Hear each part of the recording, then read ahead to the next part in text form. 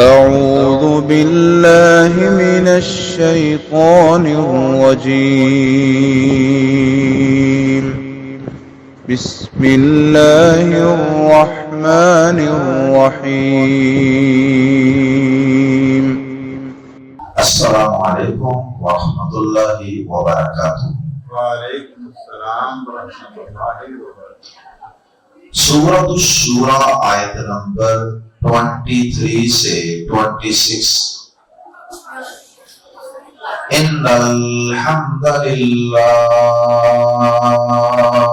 والصلاۃ والسلام علی رسول اللہ اما بعد۔ اعوذ باللہ السمیع العلیم من الشیطان الرجیم من ہمزہ ونفخہ ونفثہ۔ ذلك الذي يبشر الله عباده الذين آمنوا وعملوا الصالحات قل لا أسألكم عليه أجرا إلا المودة في القربى ومن يقترف حسنة نزد له فيها حسنا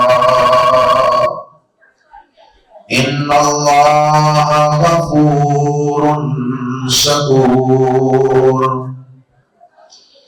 أم يقولون افترى على الله كذبا فإن يشاء الله يختم على قلبك ويمحو الله الباطل ويحق الحق بكلماته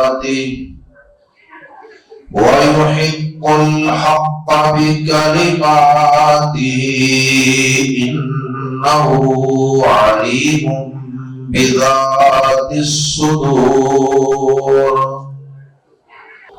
وهو الذي يقبل التوبة عن عباده ويعفو عن السيئات ويعلم ما تفعلون ويستجيب الذين آمنوا وعملوا الصالحات ويزيدهم من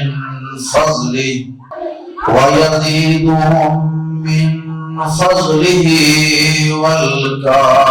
والكافرون لهم عذاب شدید۔ گزشتہ آیات میں اللہ رب العزت نے اپنے ایمان والے اور اعمال صالحہ کرنے والے بندوں کو اپنی عظیم جنتوں کی خوشخبریاں عطا فرمائی تھی، انہیں روضات الجنہ کی خوشخبریاں سنائی تھی۔ بڑے ہی گرین اور بڑے ہی لش قسم کے باغات اللہ رب العزت انہیں عطا فرمائے گا، اور پھر ان کے لیے جو کچھ یہ چاہیں گے وہ سارا کچھ ان کے لیے ان کے رب کے پاس ہوگا۔ ان کے رب کے قریب ہی اللہ کی جنتوں میں اور جنتوں کے باغات میں سارا کچھ ان کو عطا کیا جائے گا، اور بھی کئی نعمتوں کا تذکرہ ہوگا۔ اب آیات زیر تفسیر میں سب سے پہلی آیت مبارکہ کے پہلے ایک جملے میں اللہ رب العزت نے اسی پچھلے مضمون ہی کا تھوڑا سا تذکرہ فرمایا اور اسی کے ساتھ تھوڑا سا بات کو ریلیٹ کیا، اور پھر آگے نئی بات کا آغاز کیا۔ پچھلی بات سے اللہ پاک نے کس چیز کو ریلیٹ کیا؟ آئیے پہلے اسی جملے کو پڑھتے ہیں تاکہ پچھلا مضمون مکمل ہو جائے۔ ان جنت کی نعمتوں اور بڑے ہی نیٹ اینڈ کلین، بڑے ہی گرین اور بڑے ہی نفیس قسم کے باغات کا تذکرہ کرنے کے بعد اور من مانگی مراد کے پورے کیے جانے کی نعمت کا تذکرہ کرنے کے بعد آخر میں ایک دفعہ پھر ان نعمتوں کی شان و عظمت کے اظہار کے لیے فرمایا ذالک الذی، یہ ہے وہ چیز جس کی ذالک، تو اس میں اشارہ بعید ہے، دور کے لیے، یہاں پہ ہاں بھی استعمال ہو سکتا تھا، لیکن جب قریب کی بجائے بعید اور دور کا اشارہ استعمال کیا جائے تو وہاں کسی چیز کی عظمت کا اور اس کی بڑائی کا اظہار مقصود ہوتا ہے۔ جیسے قرآن مجید کے آغاز میں اللہ پاک نے فرمایا نا ذالک الکتاب، ھذا الکتاب کی بجائے ذالک الکتاب، گویا کہ یہ کتاب بڑی عظمتوں والی کتاب، لا ریب فیہ، اس میں کوئی شک نہیں۔ اسی طرح کا انداز ذالک الذی، یہ ہے وہ چیز جس کی، یہ ہے وہ نعمتیں جس کی، یہ ہے وہ جنت جس کی یبشر اللہ، خوشخبری دیتا ہے اللہ عبادہ، اپنے بندوں کو، جس نعمت کی خوشخبری اللہ پاک دے رہا ہے وہ نعمت کتنی عظیم ہوگی، جو انعام اللہ دے رہا اپنے بندوں کو وہ انعام کتنا بڑا ہوگا۔ ذالک الذی، یہ ہے وہ چیز یبشر اللہ، اللہ خوشخبری دے رہا ہے، اللہ خوشخبری دیتا ہے عبادہ، اپنے بندوں کو، عباد عبد کی جمع ہے، عبادہ اپنے بندوں کو، یہ محبت کا اظہار بھی ہے۔ ویسے تو کافر بھی اللہ کے بندے ہیں، لیکن اطاعت اور فرما برداری کرنے والے اللہ کے مقرر اور چنیدہ بندے مراد ہیں یہاں، ایمان والے بندے، عبادہ اپنے ان بندوں کو الذین، جو آمنوا، ایمان لائے، یہ ہے وہ چیز، یہ ہے وہ جنت جس کی خوشخبری اللہ اپنے ان بندوں کو دیتا ہے، عبادہ اپنے ان بندوں کو دیتا ہے الذین آمنوا، جو ایمان لائے، وعملوا الصالحات، اور انہوں نے نیک اعمال کیے۔ آمنوا نے عقیدے کو درست رکھنے کا تذکرہ، اور عملوا الصالحات میں اپنے اعمال کو صحیح اور درست رکھنا، اخلاص رکھنا، ریاکاری سے بچانا، اور سنت کی حدود اور لیمٹس کے اندر رہ کر نیک اعمال کو بجانا، یہ ساری باتیں اس میں شامل ہوتی ہیں۔ یہ ہے وہ چیز جس کی خوشخبری اللہ اپنے ان بندوں کو دیتا ہے جو ایمان لائے اور انہوں نے نیک اعمال کیے۔ اچھا، ایمان لانے اور اعمال صالحہ کرنے کا تذکرہ تو پچھلی آیت میں بھی موجود تھا، یہاں دوبارہ سے ایمان اور عمل صالح کا تذکرہ یہ ایمان اور عمل صالح کی اہمیت کو واضح کرنے کے لیے، یہ بتانے کے لیے ہے کہ جنت کی عظیم نعمتیں اگرچہ اللہ ہی کے فضل سے ملتی ہیں، لیکن ان کا اہل بننے کے لیے انسان کو صحیح ایمان والا اور اعمال صالحہ کو بجا لانے والا بننا پڑتا ہے، اس کے بغیر نجات ممکن نہیں ہے۔ عمل سے زندگی بنتی ہے، جنت بھی جہنم۔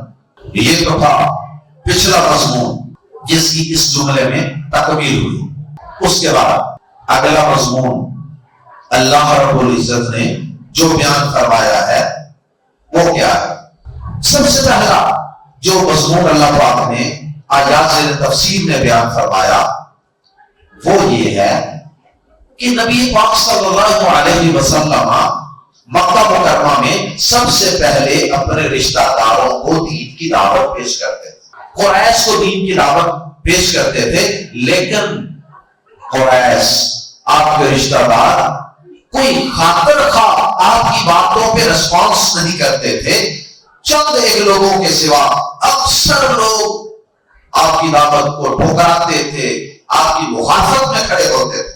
تو پیارے نبی صلی اللہ علیہ وسلم سے اللہ پاک وقتاً فوقتاً یہ بات کہلواتے رہتے تھے کہ اے نبی صلی اللہ علیہ وسلم آپ کہہ دیجئے، آپ اعلان کر دیجئے، بتا دیجئے کہ میں تم سے اس دعوت توحید کو پیش کرنے پر، اس نبوت و رسالت کی ذمہ داری کو ادا کرنے پر کوئی معاوضہ، کوئی اجرت، کوئی مزدوری تو نہیں مانگتا، کوئی سیلری تنخواہ تو نہیں مانگتا، میرا کوئی، یعنی یہ بتانا مقصود کہ میرا کوئی دنیاوی مفاد نہیں، میرا کوئی تم سے لالچ نہیں۔ قرآن مجید میں اللہ پاک نے یہ اعلان اپنے انبیاء کرام سے کئی مقامات پہ کروایا۔ مثلا سورہ شعراء میں کئی نبیوں سے اللہ پاک نے یہ کہلوایا وَمَا أَسْأَلُكُمْ عَلَيْهِ مِنْ أَجْرٍ إِنْ أَجْرِيَ إِلَّا عَلَىٰ رَبِّ الْعَالَمِينَ۔ کہہ دیجئے کہ میں تم سے اس پر کوئی اجر، کوئی اجرت نہیں مانگتا، میری اجرت، میری مزدوری تو تمام جہانوں کے رب کے ذمے ہے، اس کی مزدوری مجھے بہت عطا کرے گا۔ تو نبی پاک صلی اللہ علیہ وسلم سے اللہ پاک نے آیات زیر تفسیر میں یہ بات بھی کہلوائی ہے کہ میں تم سے کوئی مزدوری نہیں مانگتا، تمہارا ہی بڑا سوچتا ہوں، تمہاری ہی خیر اور بڑائی سوچتا ہوں کہ تم جہنم سے بچ جاؤ، راہ راست پہ آ جاؤ، راہ توحید پہ آ جاؤ۔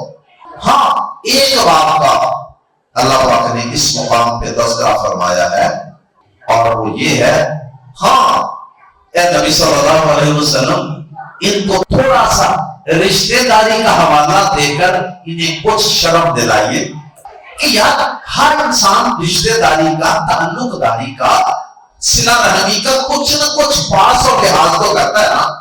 تو میرے چاچے باپے، ان کی اولادیں، رشتہ دار، اور تم اس چیز کا بھی کچھ نہ کچھ تو لحاظ کرو یار، میری بات توجہ سے سن لیا کرو، اور میرا ماضی، میرا بچپن، میری جوانی، میرا کردار، میرا کریکٹر تمہارے سامنے ہے، میں کوئی اجنبی نہیں ہوں، تو کم از کم اس رشتہ داری کا لحاظ کرتے ہوئے میری بات کو سن کے اس پہ غور تو کر لو۔ لیکن تم تو بس ضد بنائے سے مخالفت میں اترے ہو، ابھی بات پوری سنتے بھی نہیں اور اس کو ٹھکرا دیتے ہو۔ یا کچھ رشتہ داری کا ہی لحاظ کر لو، جیسے نبی صلی اللہ علیہ وسلم کے چچا ابو طالب نے رشتہ داری کا پورا لحاظ کیا۔ چلو ایمان نہیں لائے تو نہ صحیح، لیکن کم از کم رشتہ داری کو نبھائی ہے۔ ساری زندگی نبی صلی اللہ علیہ وسلم کو پورا سپورٹ کیا۔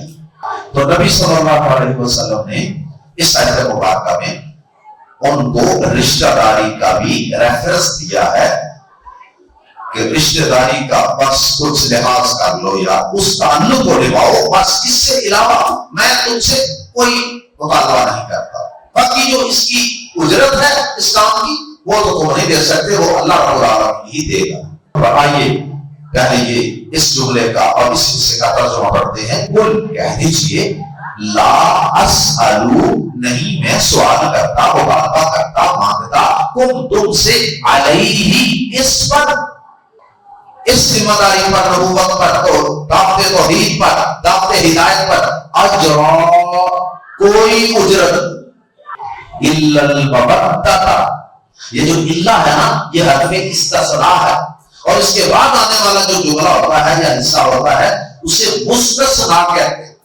ایکسپشنل۔ تو یہ جو استثناء ہوتا ہے نا اللہ کے بعد مستثنیٰ، یہ دو قسم کا ہوتا ہے۔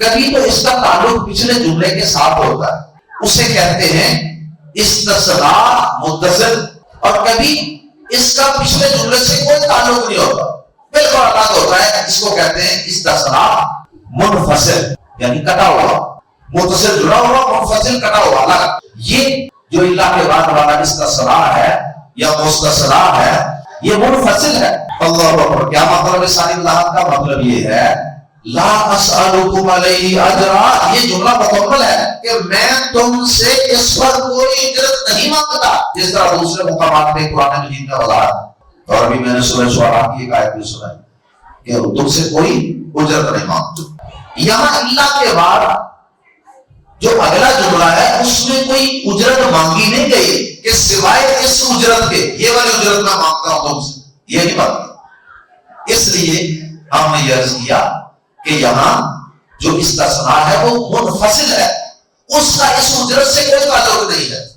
ہاں وہ ایک الگ بات، وہ الگ بات یہ ہے ہاں اس کام کی مزدوری کو میں تم سے کوئی نہیں مانگتا، ہاں ایک میں تم سے مطالبہ ضرور کرتا ہوں، گزارش ضرور کرتا ہوں کہ ایک چیز کا یہ خیال کرو، المودہ کا دوستی، اچھائی، فی القربہ رشتہ داری میں یا رشتہ داری کی وجہ سے، یہ جو فی ہے نا یہ تعلیل کا ہے، علت بیان کر رہا ہے، فی القربہ رشتہ داری کی وجہ سے، الا المودہ فی القربہ، مگر ایک چیز کا میں تم سے خیال رکھنے کی گزارش کرتا ہوں، مطالبہ کرتا ہوں، مگر رشتہ داری کی وجہ سے دوستی، تعلق داری، صلہ رحمی کا only goodwill due to kinship، یہ جو kinship ہے، یہ جو رشتہ داری ہے، اس کی وجہ سے goodwill، اچھے سلوک کا،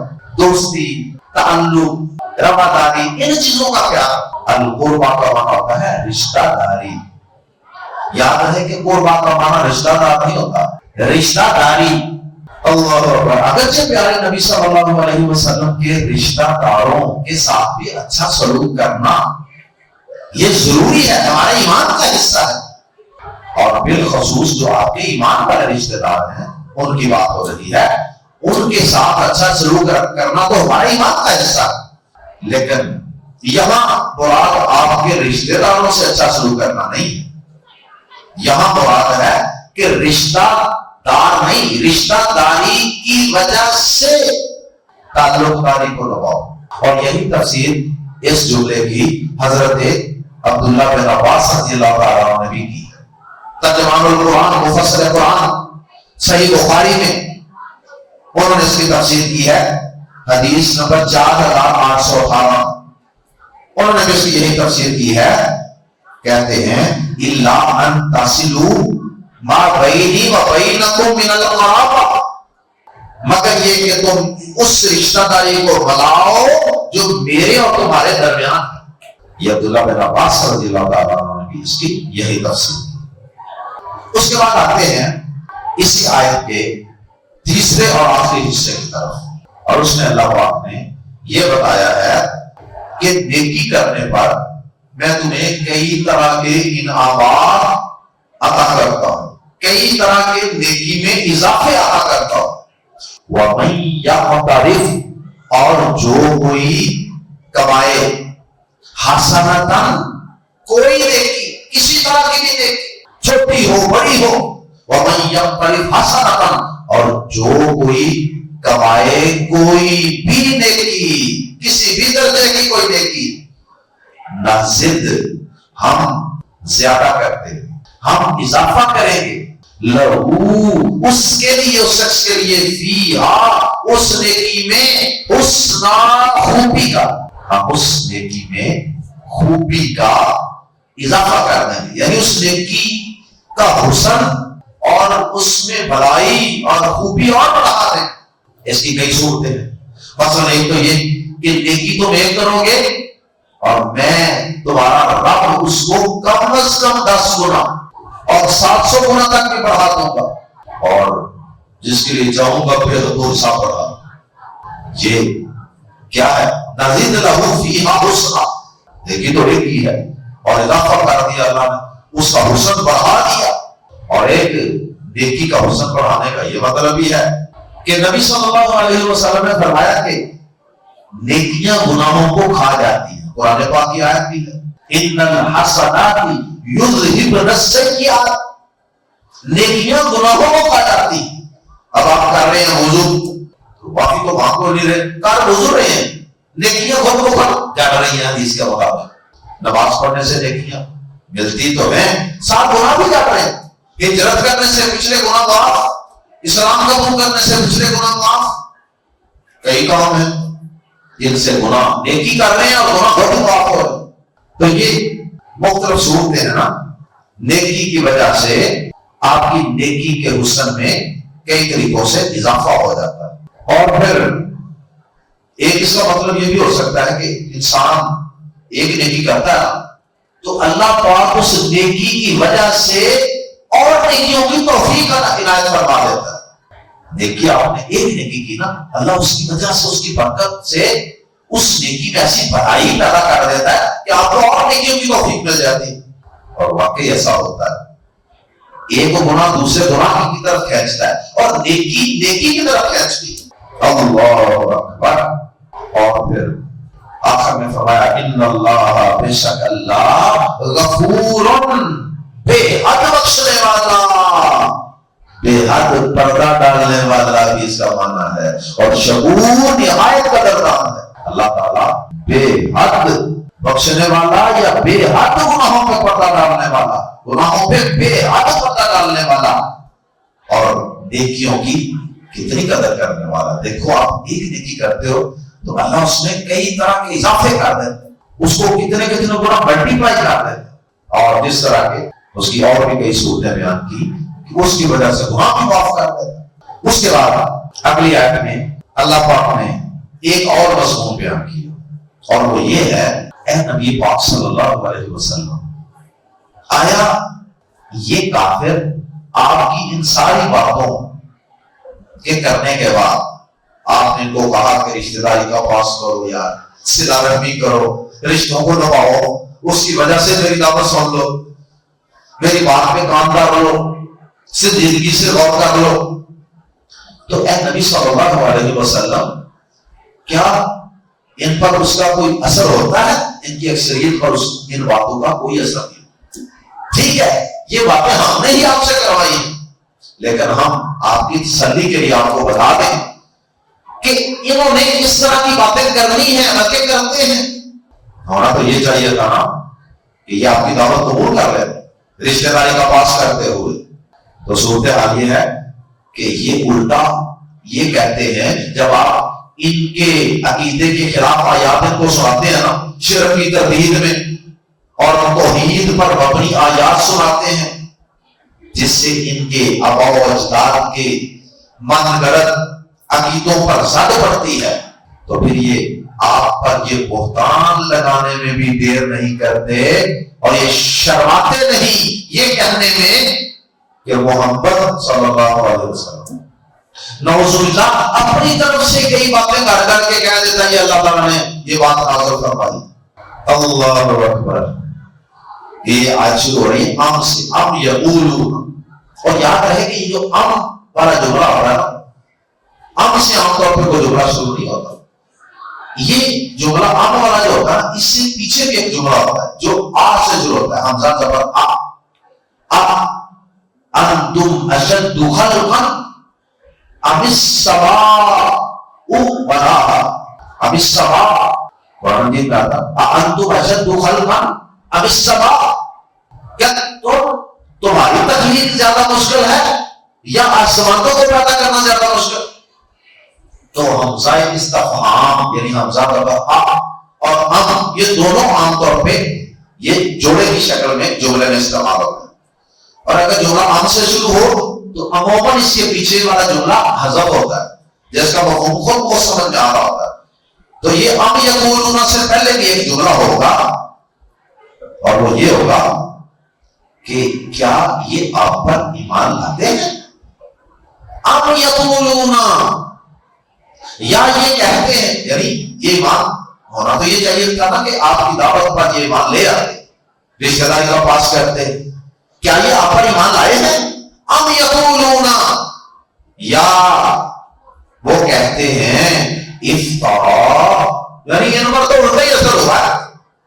ام یقولون، یا وہ کہتے ہیں افترا، اس نے باندھا ہے، گڑا ہے، اللہ اللہ پر کذباً، جھوٹ.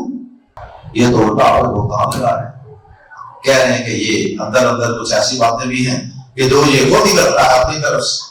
تو اللہ پاک نے پھر اس کا یہ جواب دیا کہ اے نبی صلی اللہ علیہ وسلم آپ ان کو یہ جواب دیجئے کہ اگر آپ قرآن کے اندر اپنی طرف سے کوئی باتیں گھر کے ان کے خلاف کرتے تو پھر اللہ تعالیٰ آپ پر وحی کا سلسلہ جاری نہ رکھتا، وہ وحی کو روک لیتا اور آپ کے دل پر مہر لگا دیتا، اور اس کے بعد آپ لوگوں کو کوئی بات سنا ہی نہ سکتے۔ یہ کیسے ہو سکتا تھا کہ ہم دیکھتے رہتے اور آپ ہمارے اوپر بہتان بنا کر ہماری کچھ آیتیں سچی اور کچھ اپنی طرف سے بناتی آیتیں مکس کر کے لوگوں کو سناتے ہیں۔ فَإِن تو اگر یشاء اللہ، یہ یشاء ہے نا، سب یشاء اللہ چاہتا اللہ، یختم مہر کر دیتا، مہر لگا دیتا، علی قلبک آپ کے دل پر، یہ صرف ان کو جواب دینے کے لیے، وَيَمْحُ اللَّهُ اور مٹا دیتا ہے اللہ تعالیٰ کا عام قاعدہ قرآن بھی یہی ہے، وَيَمْحُ اللَّهُ الْبَاطِلَ اور مٹا دیتا ہے اللہ باطل کو، وَيُحِقُّ الْحَقَّ اور وہ ثابت کرتا ہے حق کو، بِسَاتِ کلمات ہی اپنی باتوں، اللہ اپنے آرڈر سے اپنے کلمات کے ذریعے کیا کرتا ہے؟ حق کو حق ثابت کرتا ہے، سچا ثابت کرتا ہے اور باطل کو مٹا دیتا ہے۔ تو ان کو یہ کہیے کہ اگر میرا یہ نبی اپنی طرف سے کچھ باتیں گھر کے تمہیں سناتا تو کیا میں اس کی ان گڑی ہوئی باطل باتوں کو نہ مٹاتا، اس کے دل پر میں مہر نہ لگا دیتا؟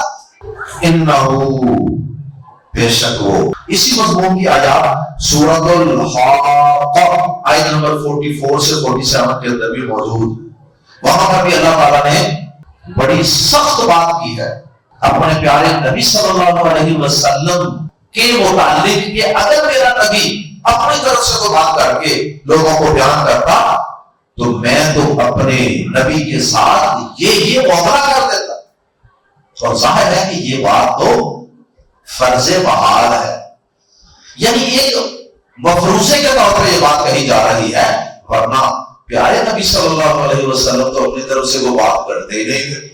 وَمَا يَنطِقُ عَنِ الْهَوَىٰ إِنْ هُوَ إِلَّا وَحْيٌ يُوحَىٰ، وہ تو اللہ کی وحی کے بغیر کوئی بات کرتے نہیں۔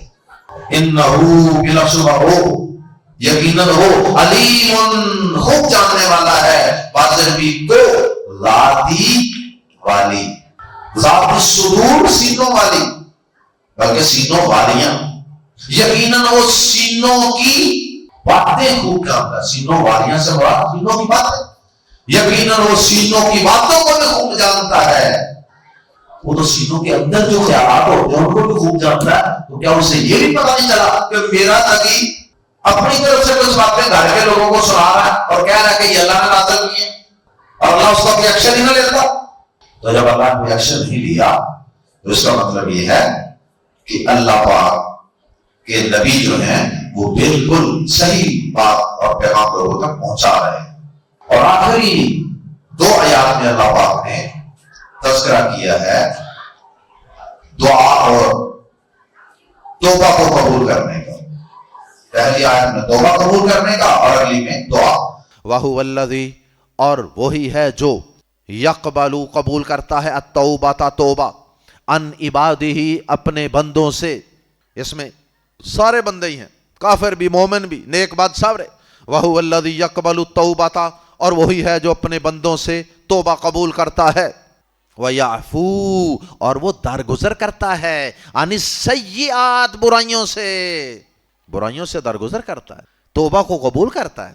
سبحان اللہ، یعنی مطلب کیا؟ توبہ اور گناہوں کی بخشش میں تھوڑا سا فرق ہوتا ہے۔ توبہ کا مطلب ہوتا ہے کہ آئندہ میں یہ گناہ نہیں کروں گا، پلٹ آتا ہے اللہ کی طرف، ندامت، شرمندگی، آنکھوں میں آنسو، یا اللہ میں پلٹتا ہوں، میں باز آتا ہوں، یہ توبہ ہے۔ اس پلٹنے کو توبہ کہتے ہیں اور یہ اللہ کو بڑی پسند ہے۔